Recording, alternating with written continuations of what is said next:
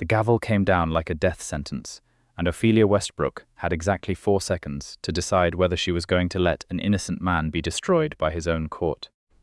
The chamber beneath the Dunraven estate was nothing like the dusty archives she had spent the last 3 months cataloguing above. Down here, the walls were black granite veined with silver. The chandeliers held hundreds of real candles that cast everyone in shades of amber and shadow, and the assembled council of 7 ancient vampires stared at their prince with expressions carved from centuries of practiced contempt. The verdict had already been decided before anyone had spoken a single word. Ophelia could see it in the way they held themselves, in the too careful arrangement of their faces, in the way not one of them would meet Oberon Dunraven's silver eyes.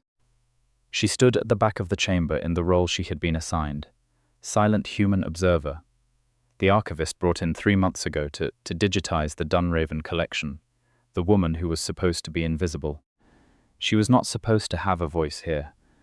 She was not supposed to have found what she had found, tucked inside a sealed diplomatic pouch dated 1943. She was absolutely not supposed to have spent the last 14 sleepless hours cross-referencing blood law documents against surveillance timestamps, financial transfers, and forged council minutes. But she had done all of those things because the man standing in the center of that chamber, with his white hair loose around his shoulders and his jaw set like he fully expected to lose, had looked at her once, 3 weeks ago, across a candlelit library, and told her the truth about what he was afraid of, and she had believed him. High Councillor Valdres struck the granite table again. Oberon Dunraven, Prince of the Eastern Accord. You stand accused of breaching the ancient blood law of sovereign secrecy, of willfully exposing the location of the Dunraven court to human intelligence agencies, and of conspiracy to dissolve the Eastern Accord itself. The evidence before this council is irrefutable. The sentence is exile and severance of blood rights. Have you anything to say? Oberon said nothing. He stood perfectly still in the center of the chamber with his hands unbound, because he was still a prince, and they had to afford him that, and he looked like something carved from marble and old sorrow. He was tall and pale, every inch of him regal in a way that made the word feel inadequate, and the candlelight caught the silver white of his hair and made him look like something older than the building around him, which he was. He was 431 years old, and he had never lied to this council in all of that time. He was not lying now either. He was simply choosing not to speak in his own defense because he believed he had no evidence, and because Ophelia Westbrook knew something he did not. She stepped forward. The sound of her heels on black granite was very loud in the silence. Every vampire in the room turned to look at her, and several of them did so with the kind of slow, predatory attention that made the back of her neck go cold. She was 29 years old. She held 3 postgraduate degrees in historical archiving and forensic document analysis, and she was currently the most terrified she had ever been in her entire life. She let none of that show.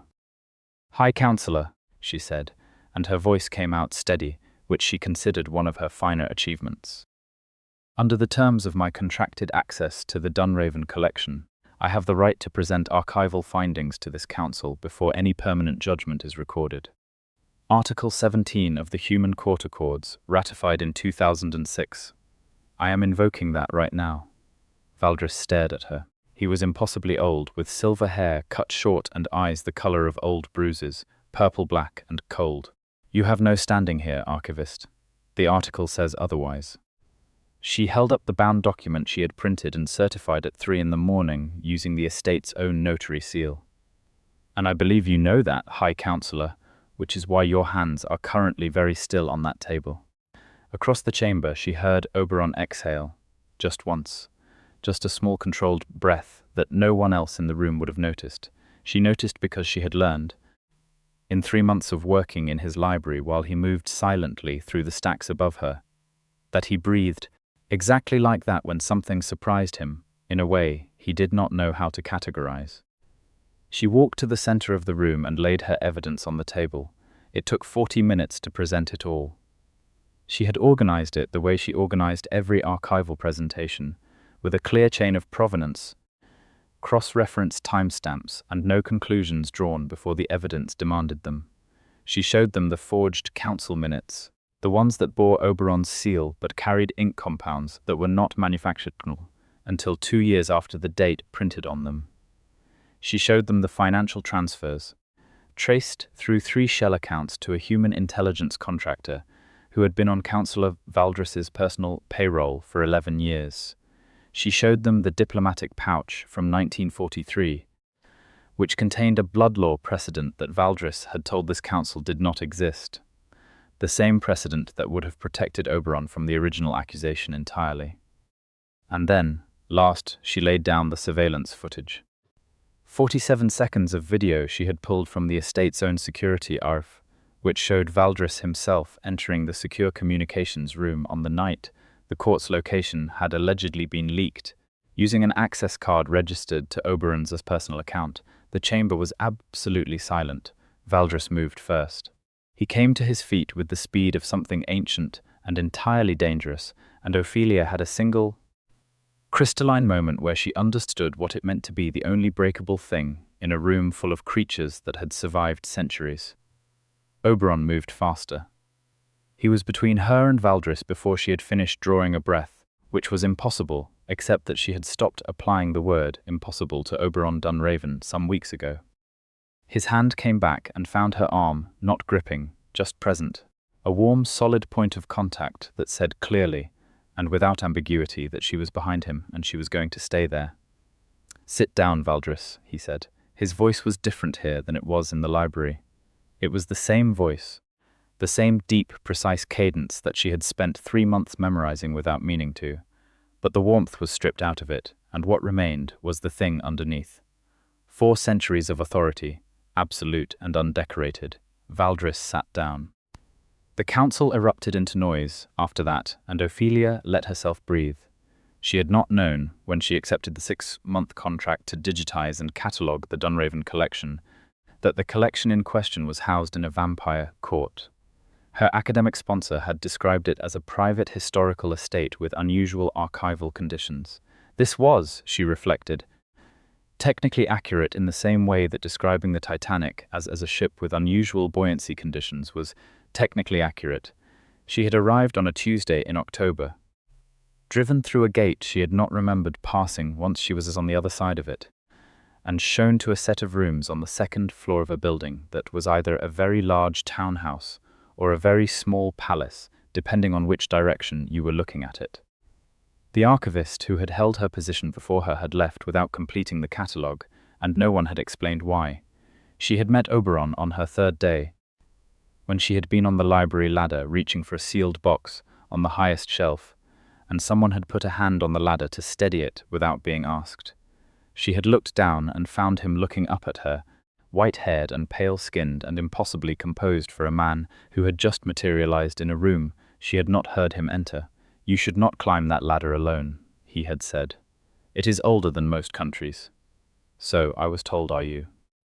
She had replied, because she had been briefed by that point on what he was, and she had decided that treating him as something alarming would make her work impossible. He had looked at her for a moment with those silver eyes, and then he had smiled very slightly and said, "That is also accurate." She had been cataloguing his library, and she understood now in retrospect, cataloguing him as well, noting the way he moved and the things that interested him, and the careful, deliberate way he spoke, as if each word was chosen from a large selection, and the unchosen ones were not discarded but simply stored for later. He was formal the way old buildings were formal, not cold exactly but structured, shaped by something older than current habit. 3 weeks ago he had found her still working at 1 in the morning and asked her if she needed anything. And she had looked up and said without planning to say it, "Tell me what you are actually worried about." And he had, because apparently she had a gift for asking questions that people answered before they made a conscious decision to answer them. He had told her about Valdris, about the months of political pressure, the accusations that kept shifting shape, the way his council had begun holding meetings he was not invited to. He had told her that he suspected someone was building a case against him, and that he did not know who or why, only that the evidence of his own innocence had gone missing from his personal archives. She had gone looking for it, because that was what she did. In the present moment, with the council chamber in full chaos and Oberon's hand still warm and certain on her arm, the question of evidence was no longer abstract. Valdris was being restrained by two other council members. His ancient composure finally cracked, and the words coming out of his mouth were in a language she did not speak, but that clearly translated to something furious and incriminating. Councillor Ophelia, the oldest woman on the council, who had not spoken during the presentation but had watched everything with eyes like cut amber, rose slowly from her chair. The chamber quieted for her the way the ocean quieted for weather systems. "The evidence is authenticated," Thessaly said. Her voice was very old and very precise. "The Archivist's credentials are valid. The blood law precedent she has identified is real, and its concealment was a capital offense under our own code." She looked at Valdris. "You have betrayed this court, Valdris, and you have done it slowly, over years, because you believed that a prince who refused your counsel on the eastern border dispute was a threat to your personal power." A pause. "He was not wrong to refuse your counsel as it happens, but that is a matter for another time." Ophelia felt the tension in Oberon's arm shift and change. Something in him was releasing, she thought, something that had been held so long it had forgotten how to let go. Later, after Valdris had been taken away, and the council had formally withdrawn all charges, and the chamber had emptied by degrees into the corridors above, Oberon stood at the center of the black granite floor and looked at her. "You should not have done that," he said. "I did, though. Valdris could have killed you. Several members of the council were considering it as an option. I know." She had known precisely that, had felt it in the room like a pressure change before a storm. "I had the evidence. Sitting on it seemed counterproductive." He crossed the chamber floor to her in slow, deliberate steps, and she held very still, not from fear, but from the awareness that something important was happening and she did not want to break it. "Why?" he said, when he was close enough that she could see the individual strands of silver white in his hair, close enough to see that those silver eyes were not one color but layered, pale gray and white, and something underneath both. "You had no obligation. Your contract is for the archives, not for the court. You could have kept silent, finished your work, and left in 3 months with no harm done. You would have been exiled for something you did not do." "Yes, so I was not going to let that happen." He looked at her for a long moment. She was used to being looked at by him, had grown accustomed to the quality of his attention, the way he seemed to be genuinely interested in understanding things, rather than simply categorizing them. This was different. This was the look he had given the sealed diplomatic pouch from 1943 when she had shown it to him 2 days ago, the look that meant he had found something he had not expected to find, and he was in the process of deciding what it meant. "That is not a complete answer," he said quietly. "No," she agreed. "It is not." She turned and walked toward the stairs, because she needed a moment that was not the inside of a chamber where she had nearly been killed, and because he was standing very close, and the way he was looking at her was making it difficult to think clearly. He let her go. He always let her go, which was, she thought, one of the most remarkable things about him. The weeks that followed Valdris's removal were not quiet. Betrayal of that magnitude did not resolve cleanly, and Ophelia spent long hours in the archives uncovering the full shape of what Valdris had done, because the council needed a complete record, and she was the one who knew where everything was. The scope of it was staggering. 11 years of careful manipulation, forged alliances, suppressed precedents. 3 other council members who had not participated but had suspected something was wrong and said nothing, which was its own kind of complicity under blood law. She worked days, Oberon worked nights, as was his nature, and they fell into the habit of overlapping at the edges of both, her last hours of the day and his first hours of the night. Meeting in the library over coffee she made and blood he did not explain, and the quiet shared work of reconstructing a statistic that someone had deliberately damaged. He read everything she found before she filed it. Not because he did not trust her conclusions, she understood, but because this was his court and his family's history, and knowing the shape of the betrayal completely was something he needed for himself. She respected that entirely. One evening she came to the library at 9 o'clock and found him standing at the long central table with a document in his hands and an expression on his face that she had not seen before. Not anger, not grief exactly, but something that occupied the space between them. He was reading a letter she saw handwritten and old. "What is it?" she asked. He looked up, set the letter down. "Valdris's original grievance," he said. "It began, as these things often do, with something real.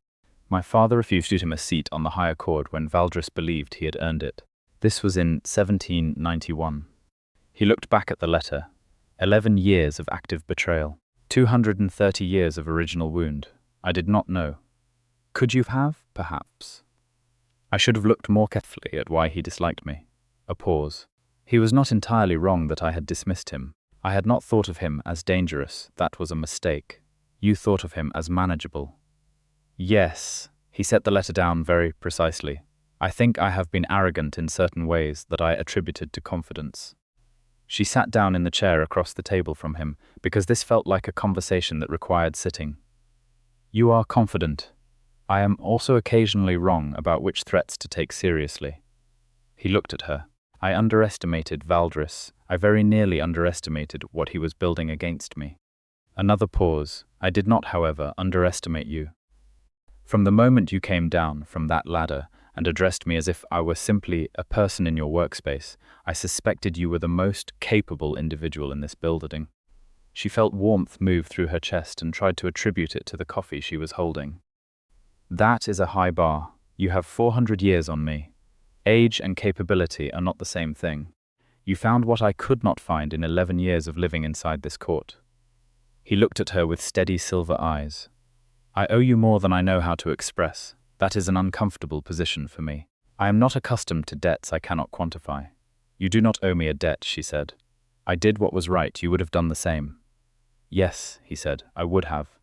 And then, more quietly, "That is precisely why." She understood what he meant and chose not to pursue it directly, because understanding something and being ready to address it were different things. And she had learned that Oberon Dunraven operated on similar timelines to ancient buildings. He moved according to structures laid down long ago, and those structures did not change quickly, but when they changed completely. She told herself this. She also spent the rest of that evening very aware of exactly where he was in the room. The reconstruction of the court's formal record took 6 more weeks. In that time, 2 of the complicit council members resigned, and one, a woman named Isara, who had warned Valdris that his plan was short-sighted and been ignored, elected to cooperate fully with the review.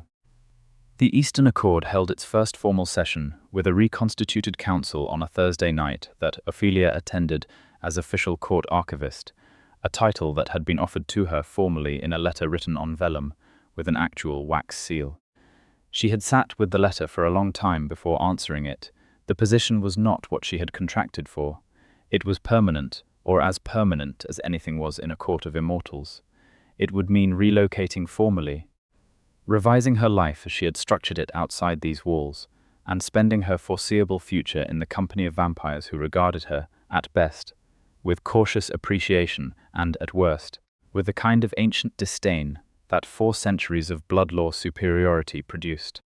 It would also mean remaining in the same building as Oberon Dunraven, who had told her, in the careful, precise language he used when he was saying something larger than he was prepared to say directly, that she was the most capable person he had encountered in centuries.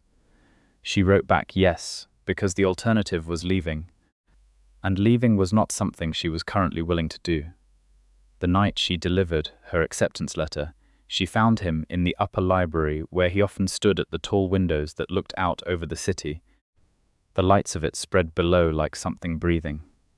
She had learned that he stood there sometimes simply to watch the world move, because 4 centuries gave you a different relationship with cities. He had explained once, "You remembered what was not there before, and you watched the shape of time in real space."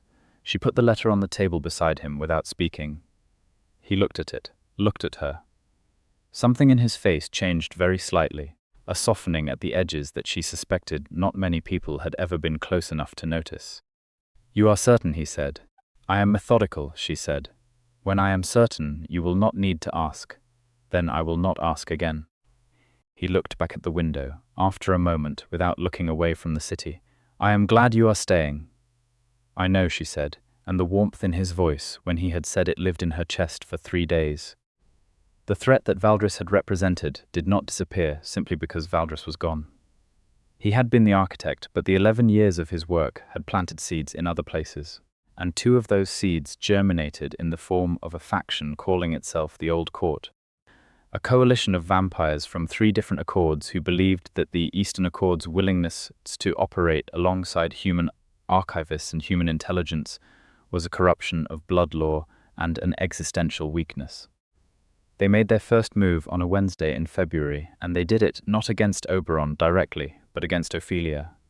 She was walking back from the city archive, a 15-minute route she took at dusk because the physical archive closed at 5, and she had a meeting there every second week to coordinate with the city's official historical records.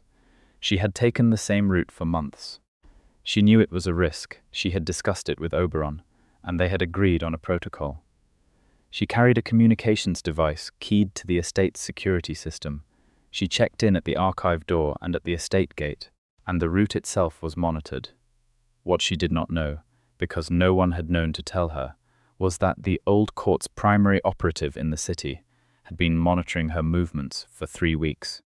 She was 1 block from the estate gate when the man stepped out of the doorway to her left. He was not human. She knew that immediately, not from anything supernatural, but from the way he moved. The particular quality of stillness that broke into motion, the 2 pale hands. He was dressed like an ordinary person in an ordinary city, and he was blocking her path with his body and looking at her in a way that had nothing ordinary about it. "Ophelia Westbrook," he said. "The Archivist, you have been very busy." She pressed the emergency alert on the communications device in her coat pocket and said, "Clearly you already know who I am. You have the advantage of me." "Corvinus," he said, which was a name, she thought, that no one had ever accused of being underdramatic. "I represent parties who are concerned about the direction of the Eastern Accord under its current leadership." "I see. And you thought you would raise those concerns with the Archivist rather than the Prince?" "The Archivist," Corvinus said, "is the point of vulnerability." He smiled with the particular, cool pleasantness of someone who was not actually pleasant at all. "She is also, we believe, the source of Prince Oberon's current unusual sentimentality. Remove the source of the sentimentality, and you remove the distraction." She had been in dangerous situations before. Once during a fieldwork expedition in Eastern Europe where the political situation had been considerably more volatile than the research grant had indicated, and once in a library fire in Edinburgh that had required rerouting through a section of building that was structurally unsound. In both cases, she had found that the most useful thing she could do was stay very calm and very precise, and wait for the situation's own logic to offer her an exit. The exit arrived from above. Oberon came off the building's edge the way gravity was something he negotiated with rather than obeyed, and he landed between her and Corvinus with a sound like a period at the end of a sentence, final and complete. He had moved from the estate the moment her alert had transmitted, which meant he had covered the distance in under 90 seconds. She would calculate later that this required him to have been moving before she had fully processed pressing the button, which meant he had been watching her route in real time. He stood with his back to her, and she could see the lines of his shoulders and the absolute stillness of him, which was different from Corvinus's stillness, the way a locked vault was different from an empty room. "Corvinus," he said, "you have made a significant error in geography." Corvinus's expression shifted, not to fear exactly, but to the recalibration of someone who had miscalculated weight. "Prince Oberon, we had understood you would be in the formal session this evening. You understood incorrectly." A pause, very deliberate. "And you have put your hands on something that belongs to my court. She is human. She has no standing under blood law." Oberon moved. She did not track all of it because it was genuinely faster than she could follow. But the next clear image she had was Corvinus against the wall of the building, with one of Oberon's hands at his collar and the expression on Oberon's face one she had not seen before. It was not anger. It was something older than anger, something that had calcified over centuries into a kind of certainty that was its own form of dangerous. "She has my protection," Oberon said quietly, "which supersedes blood law, treaty law, accord law, and any other law you would like to cite." She is under the sovereign guarantee of the Dunraven line, which has stood for 600 years without exception. If you move against her, you move against me. If you move against me, you move against every alliance the Eastern Accord has built and every blood debt owed to this court since its founding. He leaned slightly closer. Do you understand what that means for the old court's position? Corvinus was very still. Yes. Then carry that understanding back to whoever sent you, and tell them that the next time they want to make a political point, they should make it in a council chamber under formal rules rather than on a public street against an unarmed civilian. This is not a warning. It is the only communication I intend to issue on the subject.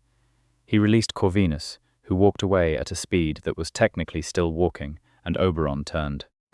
He crossed the distance between them in 2 steps, and his hands came to her face, not holding, not gripping, just cupping her jaw and cheekbones as if he were checking whether she was real and whole. And she looked up at him from that small, enclosed space and felt something shift that had been slowly shifting for months. Are you hurt? He asked, and the authority was gone from his voice, stripped out, and what was underneath was very different. It was something unguarded and direct. No, she said. I was frightened. I am not anymore. You should not walk that route alone. I should have insisted on an escort, and I did not because you valued your independence, and I did not want to override that preference. His jaw tightened. I was wrong. Your independence is something I respect entirely. Your safety is something I am not willing to compromise. We can find a middle ground, she said. Yes. His hands were still on her face. We will. A pause. Ophelia, yes?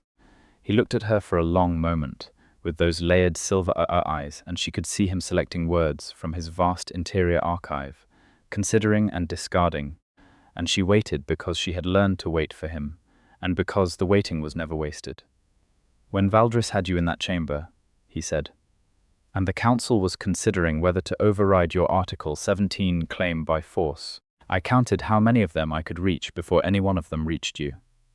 She kept her voice level. How many? All of them, she breathed. Oberon, I am not telling you this to alarm you. I am telling you this because you asked me once what I was actually worried about, and I answered you honestly, and I believe I owe you the same honesty now. He lowered his hands from her face, not pulling back, just settling them at his sides with the deliberate care he brought to every physical gesture. What I was worried about in that chamber was not the verdict, it was you, she said. You are going to make it very difficult for me to maintain any professional distance. I know, he said. I decided some time ago that I was comfortable with that. She laughed, which surprised her, and then she took the step that closed the remaining space between them and put her hands against his chest. Because the conversation had been heading here for months, and she was a person who believed in following evidence to its logical conclusion. He went very still, the way he did when something surprised him beautifully, and then his arms came around her with a gentleness that was not tentative but was extraordinarily careful, as if she were something valuable, and he intended to protect her from everything, including the possibility of being held too hard. I am 431 years old, he said above her head. You are 29. This is not a simple situation. Simple situations are boring, she said into his coat. She felt him exhale, that same small, controlled breath, except this time it was not surprise exactly, but something she could only describe as relief. I think, he said, that you may be the most complicated thing that has ever happened to me. I am choosing to take that as a compliment. It is the largest one I know how to offer. The old court did not disappear after the Corvinus incident. Organizations built on ideology rarely dissolved because of a single setback, and the old court had been operating in various forms for over a century, predating even Valdris's specific grievances. They regrouped, they made full representation to the higher court, challenging the legality of the sovereign guarantee Oberon had extended to Ophelia, citing 3 centuries of blood law precedent around human protections and their limits. It was, Ophelia noted when Oberon explained this to her in the library, 2 weeks later, a sophisticated legal move. They were not making the same mistake Valdris had made, which was to operate outside the law. They were using the law, which was considerably more difficult to counter. Can they succeed, she asked, in invalidating the guarantee? Technically, there is a case to be made. The sovereign guarantee has historically been extended only to individuals with formal status within a vampire court. You hold the title of court archivist, but that is an administrative position, not a blood-sanctioned one. He paused. The higher court will hear the challenge in 3 weeks. What happens if they rule against you? He was quiet for a moment. Your protection would be reduced to the standard human accord safeguards, which are substantially weaker and do not carry the penalties I invoked against Corvinus. That makes me vulnerable to a second approach. Yes, his voice was flat on that word. Which is why I intend to argue the case myself before the higher court, with your archival evidence regarding blood law precedent, and also to make an additional formal representation that I believe will be more difficult to challenge legally. She looked at him. What representation? He looked back at her with steady eyes that told her he had been thinking about this for longer than the old court's challenge. There is one formal status within blood law that cannot be revoked by a court decision or council vote. It is a personal declaration made by the head of a sovereign line, and it carries the highest legal protection recognized under every accord in existence. She understood what he was describing before he said it. She felt it in the shift of the room. Oberon, I am not proposing this only as a legal strategy, he said with precise urgency. And I need you to know that. I am describing what I want to do, because it is what I want. The legal protection is a consequence I am grateful for. It is not the reason. What exactly are you proposing? Blood-sworn companionship, he said. It is the oldest personal declaration in vampire law. It means that under every accord, in every court, in every jurisdiction that recognizes the Dunraven line, you are formally bound to me and I to you. It cannot be challenged, it cannot be revoked by anyone other than us, and it is entirely voluntary. He paused. I understand this is enormous. I understand that we have known each other for 5 months, and that you did not come here expecting any of this. I understand that you have a life outside these walls, a career, a history, connections and ambitions that have nothing to do with vampire courts or blood law. If any of those things mean that this is not something you can consider, I will find another legal solution. I will find a way to protect you that does not ask you to restructure your entire life around mine.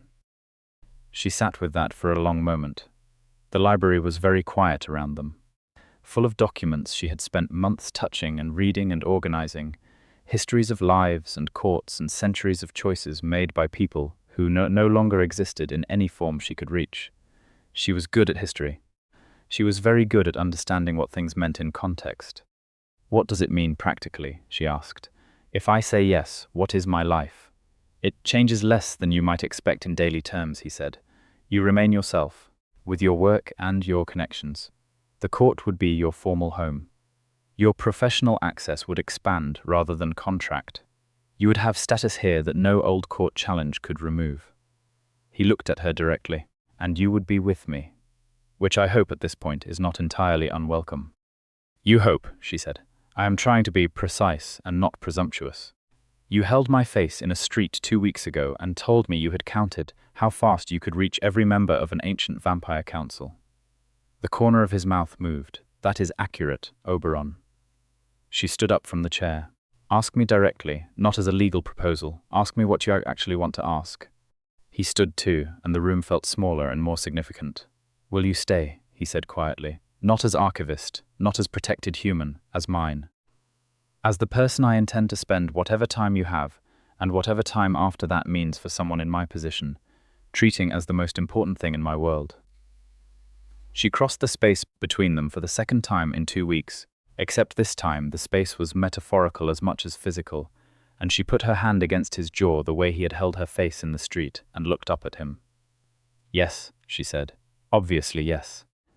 He kissed her with the same deliberateness he brought to everything, carefully and completely, and she felt the 431 years of him in it, not as age but as depth, as the accumulated weight of someone who had learned patience because he had no other choice and had now, finally, decided to stop being patient. The higher court convened on a Saturday night in March, in a building in the old city that officially housed a private members' club and unofficially served as neutral ground for every accord operating within a 200-mile radius. Ophelia arrived in formal attire, which she had spent a morning selecting for the specific quality of not looking like someone who needed to be protected. She had also spent the preceding 48 hours preparing the most comprehensive legal brief of her professional career, cross-referencing every blood law precedent the old court had cited and identifying in each case the counter-precedent that Valdres had spent 11 years suppressing. The old court's representative was a woman named Seraphira, ancient and precise and dressed in dark silk, who presented her challenge with the polished competence of someone who had been doing this for 2 centuries. She was good. Ophelia gave her that entirely. Oberon argued his own case, which was not conventional. Princes usually employed advocates, but he had told Ophelia that he wanted to speak for himself, and she had not tried to talk him out of it because he was, she had discovered, an exceptional speaker when he chose to speak. He stood before the higher court's 3 adjudicators and dismantled Seraphira's argument with quiet, exhaustive precision, citing the suppressed precedents, the documented evidence of Valdres's systematic erasure of blood law history, and the fundamental principle underlying every accord that had ever been ratified, that sovereign declarations made voluntarily by the head of a recognized line could not be overridden by collective political decision. And then he did something Ophelia had not expected. He turned to the adjudicators and said, "I have also made a formal blood-sworn declaration with respect to Ophelia Westbrook, which I am registering with this body today. She has accepted this declaration. Under Article 42 of the Founding Accord, this registration is self-executing and does not require adjudicator approval. I am notifying this body as a matter of record." He looked at Seraphira. "The challenge the old court has raised is therefore moot. I invite them to appeal this decision through whatever process they believe is available to them, and I will look forward to reading the precedent they cite." The silence in the chamber was of a specific quality that Ophelia had learned to read. It was the silence of people recalculating. Seraphira was very still for a long moment. Then she rose, inclined her head exactly the precise minimum required by formal courtesy, and said, "The old court acknowledges the registration." She looked at Ophelia once, with eyes that were old and not warm, but not, Ophelia thought, entirely hostile. "The Archivist has proven unexpectedly effective." "The Archivist," Oberon said, "is the most capable person I have encountered in 4 centuries. The old court would benefit from remembering this when considering future moves." Seraphira left without responding, which was its own kind of answer. After the accord session ended and the formalities had been processed and the adjudicators had withdrawn and the building had gradually emptied into the Saturday night city, Ophelia stood in the corridor with Oberon beside her and felt the specific exhaustion of someone who has been running very hard for a very long time and has just been told it is safe to stop. "Is it done?" she asked. "The legal challenge is finished," he said. "The old court will not dissolve. They will operate within their legal rights and push against the edges of the accord where they can, but they cannot touch you through those channels anymore." He looked at her. "We will need to remain vigilant. These things do not end cleanly, I know, but right now, tonight, is it done enough that we can go home?" He looked at the word home in her sentence, and she saw it land in him. "Yes," he said. "It is done enough for that." The months that followed were not without difficulty. They were not meant to be. An ancient vampire court, in the process of reconstructing its political foundations after a decade of internal betrayal, did not arrive at stability quickly, and Ophelia had enough historical knowledge to understand that real change inside institutions moved the way geology moved, in shifts that seemed small on any given day and were only visible as transformation from a distance. She catalogued, she documented, she built the archive that the Dunraven court had always had and never systematically organized, and she found, in that work, the history that Valdres had been erasing in pieces, alliances, precedents, ancient agreements between courts that had been allowed to lapse because no one had known they existed. Some of those agreements turned out to be significant. 2 of them proved that the Eastern Accord held ancient rights in territory that a neighboring accord had been quietly absorbing for 50 years, which produced a formal dispute that Ophelia was entirely uninvolved in, except as the person who had found the documents, but which Oberon told her. After a long formal session involving 3 accords and 1 very old high accord adjudicator who had not expected to be working this hard, had been resolved in the Eastern Accord's favor. He found her in the archive at midnight, the night the resolution was fine, and sat across the table from her without speaking for a moment. The adjudicator said, he began, and then stopped. What did he say? He said that whoever had organized and authenticated the Eastern Precedent documents had done the Accord a significant service, and that the document trail was the most coherent and well-evidenced historical claim he had seen in 200 years of dispute resolution. A pause. He asked if the archivist was available for consultation on other matters. She looked up from the document she was transcribing. I am rather busy. I told him as much. The corner of his mouth moved in the way she had catalogued as his version of a smile when he was pleased and did not want to fully express it. I said she was essential to the operation of the Eastern Accord, and therefore not available for external contracts. Is that true? It is entirely true. He reached across the table and covered her hand with his, which was something he had begun doing in private spaces without ceremony, with the quiet ease of someone who had stopped calculating whether it was appropriate, and had simply allowed it to become habitual. You have rebuilt this court's historical foundation more thoroughly than it has been rebuilt in 2 centuries. What Valdris damaged over 11 years you have largely reconstructed in 8 months. He held her eyes. I could not have done this without you. You would have found a way, she said. I would have found a different way, he agreed. It would have been slower and less complete, and I would have been doing it alone. His hand was warm over hers. I do not want to do things alone anymore. I have been alone inside this court for a very long time, surrounded by people and entirely alone, and I had accepted that as the cost of this life. And then you climbed down from that ladder and spoke to me as if I were simply a person, and I found that I could not return to accepting it. She turned her hand under his so that their fingers interlaced.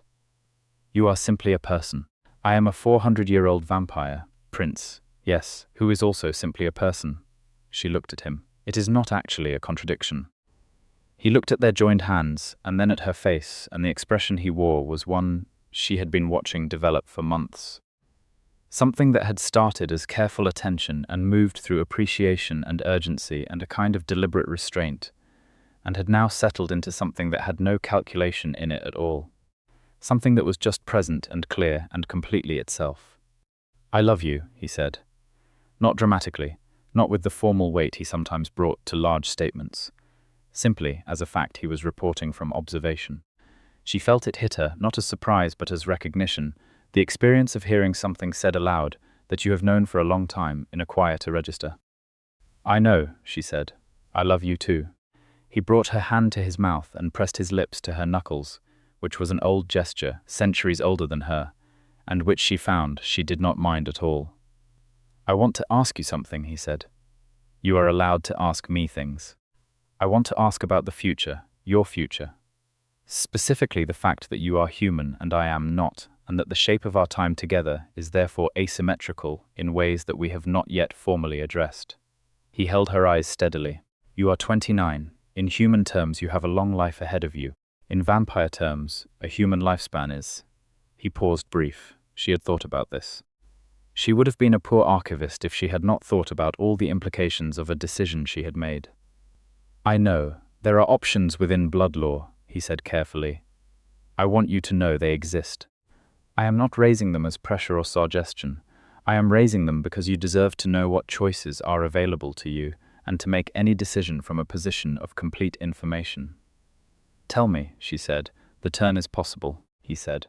It has been done. It is irreversible. It requires consent, full disclosure of consequences, and for what it produces to be what you would want. He looked at her very seriously. I am not asking you to consider it. I am telling you it exists. The decision, if there is one, is entirely yours, and I will not raise it again unless you choose to. She sat with this in the way she sat with complex archival problems, turning it slowly, examining the implications from multiple angles. If I did not choose it, she said, if I simply lived my life as I am, then I would have you for whatever that life holds, he said. And I would consider that more than I expected to have, and I would be with you for all of it, and I would grieve when it ended, and I would carry you afterward. The way I carry everything that has mattered to me, which is to say completely and permanently. He looked at her without flinching. I am not telling you this to influence your decision. I am telling you because you asked and because I will not lie to you about the cost of any choice you make." She absorbed this. The archive was quiet around them, full of documents about people who had made choices without full information and lived with the consequences, and people who had made choices with every possible consideration and found that reality was messier than deliberation anyway. History was mostly the story of people doing their best inside impossible circumstances and occasionally getting it gloriously right. "I do not need to decide tonight," she said. "You do not need to decide ever," he said. "Not on my account. But I might want to." She looked at him directly. "I think I probably will, but I want time. And I want to be certain it is what I want, and not what I think you want." "I want," he said precisely, "whatever makes you most fully yourself. That is all I have ever wanted from you." She stood up and walked around the table to him, and he stood when she came close, which he always did, old habits of courtesy that lived in his body without being calculated. She put her hands on his chest and looked up at him. "Then we have time," she said, "and we will figure it out. And whatever I decide, we are in this together, all the way to whatever the end looks like." His arms came around her with the extraordinary gentleness he brought to all of it, this ancient, dangerous man who held her as if she were the most valuable thing he had encountered in 4.5 centuries, which she was increasingly prepared to believe was true. "Together," he said, "yes. Spring came to the city, the way spring always came, unannounced and insistent, pushing through the grey of February into something greener and more open. The Dunraven estate looked different in spring light, the dark stone warmer, the gardens that Ophelia had barely noticed in October, vivid with things that had been waiting underground. She spent a Saturday morning cataloguing in the garden archive, a set of crates she had discovered the previous month that contained handwritten records of every plant ever cultivated on the estate grounds, going back 240 years, which was not historically critical documentation, but was genuinely beautiful, and she had decided it deserved proper organization regardless. Oberon found her there at noon, which was unusual. He was most comfortable in lower light. But the spring sun was not the direct blazing thing of summer. And she had discovered, a tolerance for diffuse light that was somewhat higher than popular mythology suggested. He wore a dark coat and stood at the edge of the garden, where the shadow of the building still fell, and watched her work. "You are color-coding the plant records," he said. "By decade," she said. "It makes more sense than you would think. I do not doubt it." He came to stand beside her in the sun because it was where she was, and she noticed it and did not comment because she knew it was a choice, and commenting on it would make him self-conscious about it. "There is a letter from the higher court. Is it good news or complicated news?" "It is news I believe you will find satisfying." He handed it to her. The letter was formal, on high accord letterhead, and it notified the Dunraven court that the old court's 3-year campaign to challenge the sovereignty of blood-sworn declarations had been formally reviewed and rejected by a panel of 5 senior adjudicators, and that the rejection would stand as binding precedent for all accords for the next century. She read it twice. They are done. In terms of legal challenge, yes. They still exist. They still believe what they believe. But every mechanism they had to operate against you through official channels is gone. He looked at her with those silver eyes. "You are safe. Not because I am protecting you, though I am, and will continue to be, but because the law itself now says so." She folded the letter carefully and handed it back. "That feels different from what I expected it to feel." "How does it feel?" She thought about it. "Like something heavy I had been carrying put itself down without me noticing exactly when it happened." She looked at the garden around them. The plants she had spent the morning cataloguing by decade, 240 years of growth and cutting back and new growth. "I think I had tense about it so long I stopped experiencing the tension as tension. It just became the texture of everything." He reached out and took her hand. A simple gesture, his fingers settling around hers with the assurance of complete familiarity. "You have been remarkably calm throughout everything that has happened." "I am methodical," she said. "Panic is not methodical." "No." He looked down at their hands. "I want to tell you something." She turned to look at him. "You are allowed. In 431 years," he said, "I have ruled this court, fought for this court, protected this court, and lost people within this court. I have survived things that should not be survived, and preserved things that deserved preservation, and I have done all of it in the way that seemed most appropriate for a person in my position, which is to say alone, and with great control, and without allowing the vulnerability that comes from caring too completely about any particular outcome. He looked at her. And then you climbed down from a library ladder and spoke to me as if I were a person, and none of that arrangement survived contact with you. She kept her face composed. You say that as if it is something I did deliberately. It is not a complaint. He turned to face her fully, which in the garden meant turning into the spring light, the diffuse pale warmth of it falling across his white hair and making him look, for a moment, less like something carved from shadow and more like something simply alive. It is an acknowledgement. You changed the shape of this court by exposing Valdris. You changed the legal framework of this accord by existing inside it with the intelligence you brought. And you changed the shape of me in ways that I am still discovering, and I find that I am grateful rather than alarmed by all of it. She stepped closer to him and put her free hand against his jaw, the way she had learned to, the way that he leaned into very slightly when she did it. Oberon, yes, I love you, she said, and I am staying, and we are going to be extraordinary. He looked at her with everything he was, 4 centuries of it, the ancient, proud, dangerous, beautiful entirety of him, and the expression on his face was something she did not have a word for in any catalogue she had ever built, but she recognized it immediately and completely. Yes, he said, we are. He kissed her in the garden with the spring light on both of them, and the 240-year record of growing things beside them, and the whole long, remarkable future ahead. There was a formal ceremony in June. Not a wedding in the human sense, though it had the quality of one, the weight and intention of it, the gathering of everyone who mattered.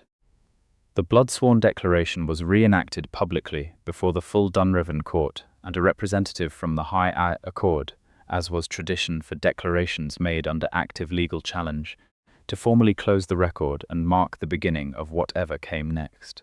Ophelia wore grey silk, because grey was the colour of the archive, and she was the archivist, and she had decided not to pretend otherwise. She stood in the centre of the court chamber, which she had helped restore and document, and understood now in every stone and precedent, and she made her declaration in the old language, which she had been learning since January, because if there was a document she was formally signing, she intended to understand every word of it. Oberon stood across from her in formal black and looked at her as if she were the most extraordinary thing in a very long life full of extraordinary things. The words were old. The meaning was permanent. When it was done, the court that had once looked at her with cautious wariness raised their voices in the traditional acknowledgement, and Councillor Thessaly, who had been present at the worst of it and had watched all the best of it unfold, nodded once at Ophelia with the slow, particular gravity of very ancient approval. Afterward, in the upper library with the city below, and the evening above, and the impossible accumulated history of the Dunraven collection surrounding them, Ophelia stood at the tall windows beside Oberon and looked at the lights. "Tell me something," she said. "Anything," when Thessaly nodded at me, "in the ceremony. What does that mean?" "I know the formal gesture, but I want to know what it actually means from her." He was quiet for a moment. "It means she considers you court, not by declaration or by law, but by nature.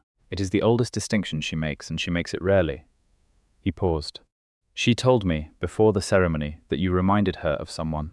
"Who?" "The woman who founded this court," he said, 600 years ago, who was also human, and also exceptionally capable, and also entirely unwilling to be treated as a vulnerability."